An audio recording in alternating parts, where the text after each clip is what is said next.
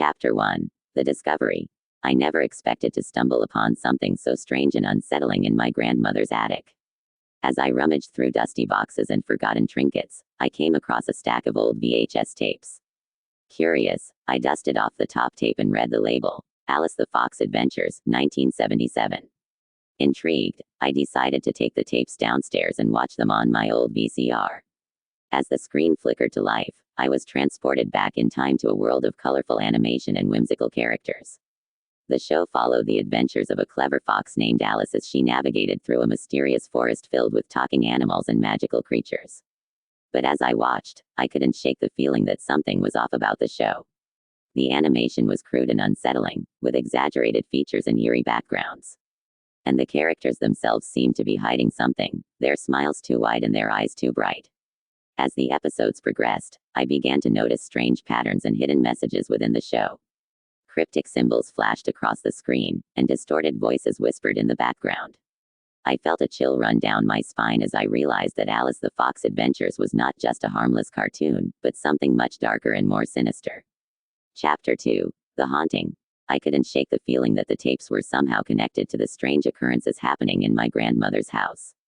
Shadows seemed to move on their own, whispers echoed through the halls, and a sense of unease settled over the once familiar rooms.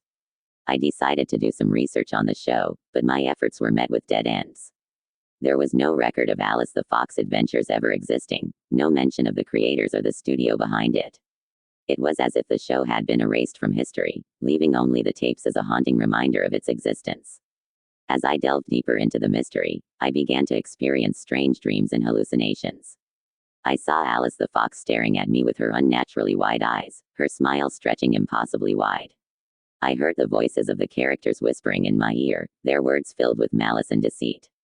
I knew I had to confront whatever dark force was behind the show, but I was afraid of what I might uncover. The tapes seemed to hold a power over me, drawing me deeper into their twisted world with each viewing. I was trapped in a nightmare of my own making, with no escape in sight. Chapter 3. The Revelation. As I watched the final episode of Alice the Fox Adventures, I felt a sense of dread wash over me.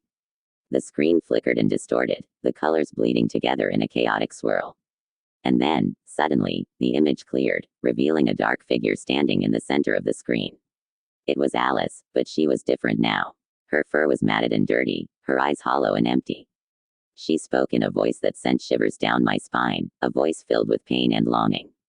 I am trapped in this world, a prisoner of my own creation, she whispered.